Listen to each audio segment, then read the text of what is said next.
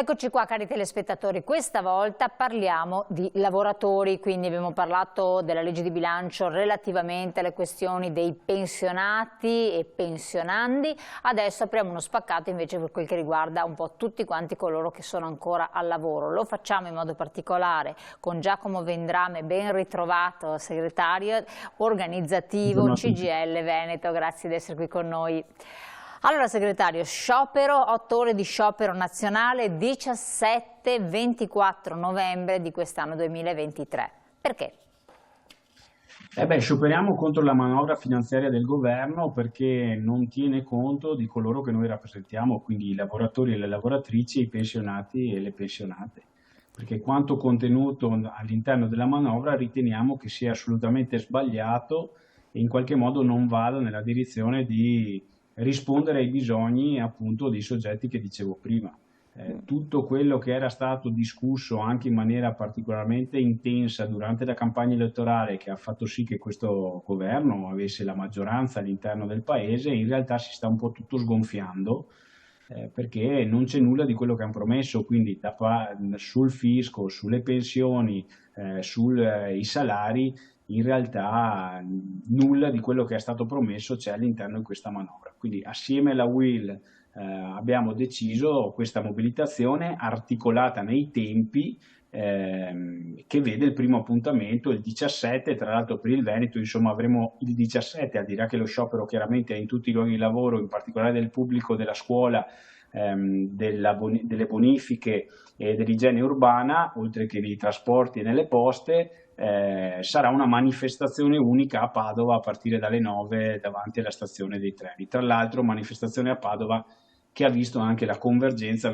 mettiamola così, degli studenti, quindi per la prima volta da tanto tempo nel nostro paese, almeno per quanto riguarda la nostra regione, scendono nuovamente in piazza lavoratori, pensionati e studenti per chiedere risposte da parte di questo governo. Insomma. Allora, vedevamo prima a livello esemplificativo i punti, alcuni dei punti: alzare i salari principalmente a fronte di un'inflazione galoppante, estendere i diritti, cerchiamo di capire quali sono i diritti, e contrastare una legge di bilancio che non ferma l'impoverimento di lavoratrici e lavoratori, pensionati e pensionati, e non offre futuro ai giovani.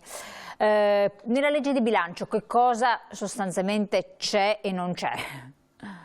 Allora, per quanto riguarda i salari c'è un po' un'operazione che in termini di bilancio comprendiamo, ma poi l'hanno venduta particolarmente bene e in realtà utilizzando una mezza bugia, perché loro dicono che metteranno 100 euro in tasca agli italiani attraverso questa manovra. In realtà non è vero, perché in realtà confermano una misura che era già prevista, è stata ottenuta tra l'altro grazie alla mobilitazione di CGIL e CISL-UIL dai governi precedenti, il cosiddetto cuneo fiscale, o meglio cuneo contributivo.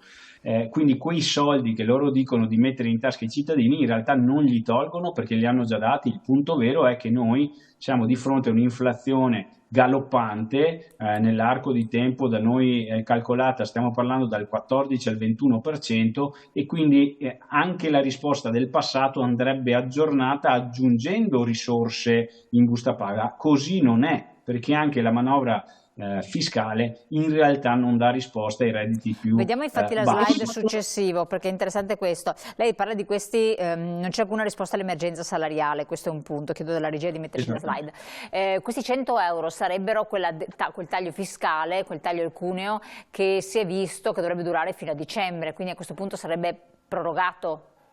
Esattamente. Loro praticamente dicono diamo 100 euro in busta paga ai lavoratori dal 1° di gennaio. In realtà non è vero, perché conformano una misura che era effettivamente temporanea, finanziano quella misura e quindi in realtà non li tolgono perché li hanno già presi. Il punto è che quei 100 euro presi quest'anno in realtà dovremmo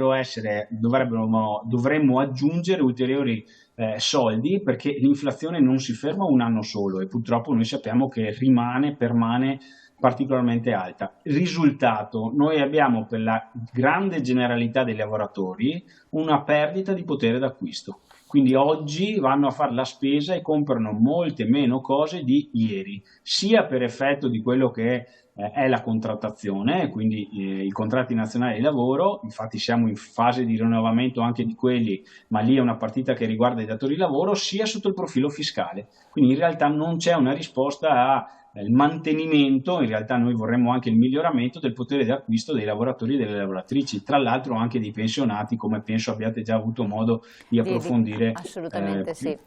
Esatto. Però di fatto 100 euro uno se li trova in più, cioè non trova una busta paga più alta. Non se li trova in più, non se li trova in meno, perché se li hai trovati in più il 1° gennaio del 2022, non il 1° gennaio. Quindi se la mia busta paga, semplifico, era di 1.000 euro qualche anno fa, dal 1° gennaio di quest'anno è diventata 1.100, adesso banalizzo all'estremo, in realtà dal 1° gennaio del 2024 sarà sempre 1.100, quindi non mi hanno dato nulla in più nell'anno futuro. Chiaro. Allora, poi voi dite sì, non si fa nulla per il lavoro stabile e di qualità e in qualche modo non si interviene contro la precarietà. Perché? Perché non c'è nessuna misura all'interno di questa manovra di bilancio, in realtà mi verrebbe da dire in tutte le altre manovre messe in campo dal governo, che dia risposta al tema principale che è la precarietà, perché finora abbiamo parlato degli aspetti di salari particolarmente bassi, ma in realtà poi c'è l'enorme problema che oltre un salario basso spesso si hanno contratti troppo brevi e uno permane in una situazione di eterna precarietà per tantissimo tempo, tra un contratto anche di una settimana, un mese, magari ha la fortuna di avere 6 mesi, un anno, ma poi magari ricade in disoccupazione e via dicendo. Sotto questo punto di vista, la frammentazione del mondo del lavoro e il tentativo in qualche modo di ridurre questa precarietà e dare stabilità ai rapporti di lavoro, questo governo non ha fatto nulla. E quindi non c'è nessun tipo di risposta all'enorme problema della precarietà che assieme a quello dei salari fa sì che oggi abbiamo un mondo del lavoro sempre più povero. Non si investe per migliorare la vita e il lavoro delle donne. Questo è un altro aspetto. Questo tra l'altro è anche legato a un altro tema che è quello che mi pare che fosse nella slide precedente, ovvero il tema delle pensioni, nel senso che della legge Monti-Fornero sostanzialmente. Sì, una delle grandi promesse della campagna elettorale, in particolare di un partito, la Lega, era quella di abolire la legge Fornero e quindi consentire ai lavoratori e alle lavoratrici italiane di andare in pensione prima.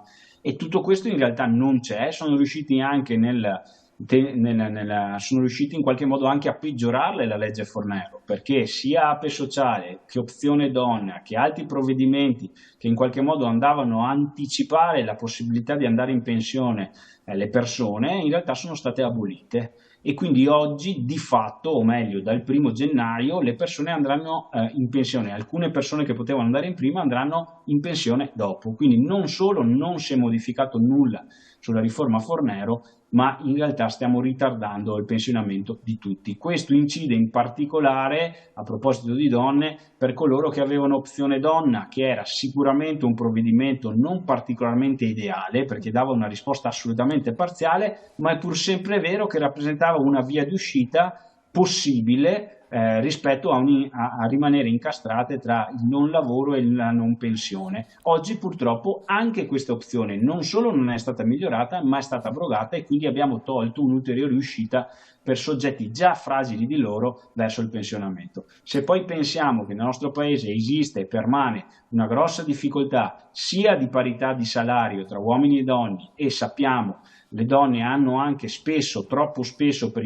difficoltà di conciliare la vita familiare con la vita lavorativa, momenti anche di non lavoro, le donne sono penalizzate 2 volte in questo momento, nel luogo di lavoro perché non hanno parità salariale con gli uomini e anche di carriera, di prospettiva, via dicendo, ma poi anche nella possibilità dell'accesso alla pensione e quindi questo è un elemento sicuramente sul quale bisognerebbe intervenire con maggiore forza, cosa che invece non è stata fatta, se non operazioni che rappresentano più uno specchietto per le allodole che una vera concreta risposta a questi soggetti. Poi sostenete si prevede una riforma fiscale che a parità di reddito tassa i salari e le pensioni più delle rendite e non si tassano gli extra profitti. Noi anche qui veniamo da una narrazione in cui questo governo si era mosso almeno a parole contro i poteri forti, la famosa tassa in particolare delle banche sugli extra profitti, che poi in realtà si è sgonfiata come neve al sole, perché in realtà si è trasformato in un nulla di fatto nella pratica. e anche negli effetti. Oggi quindi siamo di fronte a una situazione in cui invece di tassare gli extra profitti, richiesta che il sindacato ha fatto da tempo, visto anche la situazione economica, l'inflazione, Certo. il costo energetico e via dicendo, invece di incidere lì non si va comunque a mantenere un'elevata tassazione per quanto riguarda i redditi da lavoro dipendente in particolare. Quindi è un'inversione rispetto a quello che viene raccontato, ma purtroppo in realtà i lavoratori lo sanno bene, la loro situazione di carattere fiscale non è assolutamente stata modificata nel tempo, se non per quel provvedimento che dicevo conquistato dal sindacato con i governi precedenti. Certo. Allora io chiedo intanto dalla regia che mettano le date 17 novembre e 24 novembre per i settori coinvolti. Noi vediamo di concludere. Si incentiva l'evasione fiscale e non si investe in salute e sicurezza. Perché questi due punti in modo particolare?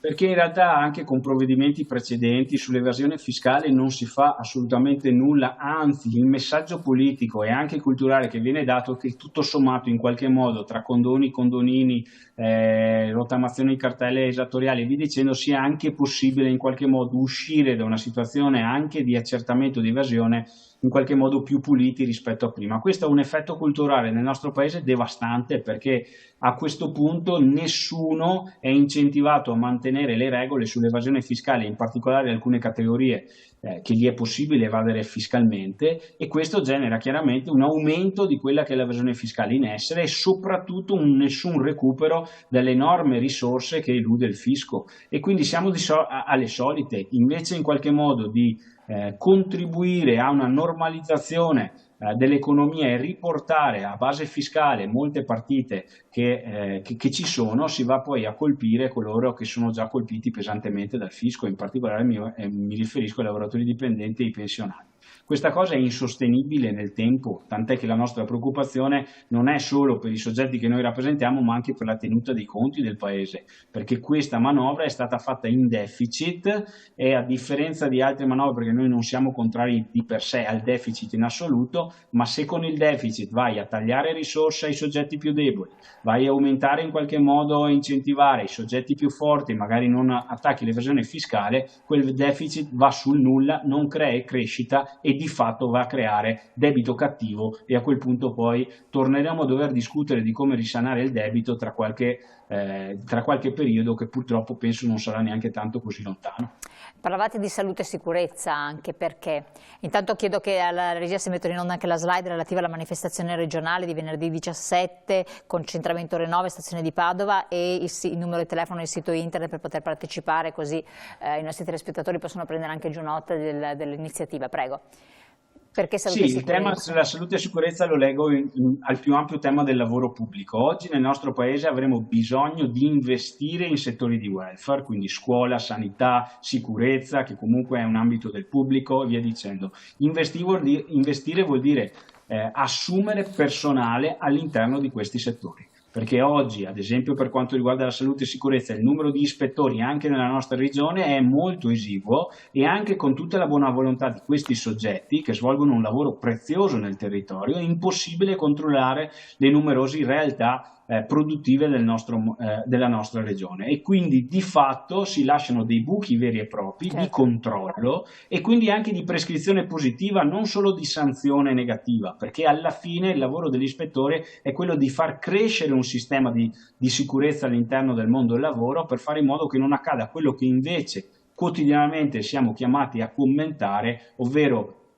morti sul posto di lavoro, infortuni particolarmente gravi, per non dimenticarci un tema silenzioso in termini mediatici, che sono le malattie professionali, ma che incide pesantemente sulla vita concreta delle persone che lavorano e chiaramente che poi magari non riescono a godersi anche una meritata vecchiaia in pensione. Perfetto, siamo in chiusura. Ultima battuta, soltanto le chiedo, avrete un incontro col governo, di là di questa manifestazione, di questo sciopero, ce ne saranno altri? Rapidamente, per un messaggio chiave per chi Io mi auguro che ci siano incontri col governo e che non siano finti come quelli che sono avvenuti fino adesso, cioè che il governo capisca capisca che serve dare risposta al mondo del lavoro andando nella direzione delle nostre proposte. Quando dico nostre, di CGIL e UIL, ma in realtà di tutto il mondo del lavoro e dei pensionati che rappresentiamo. Perfetto, Giacomo Vendrame, grazie molte di questo quadro sintetico un po' delle azioni che andrete a intraprendere. Per tutti voi telespettatori che desiderate aderire, pensionati o non pensionati, lavoratori o meno, contattate le sedi della CGIL o comunque sapete che la manifestazione è aperta al pubblico, è corretto? Aperta al pubblico a tutti, Certo, giusto? vi aspettiamo in piazza numerosi. 17 e 24 novembre 2023. Grazie ancora, noi ci vediamo cari telespettatori dopo la pubblicità.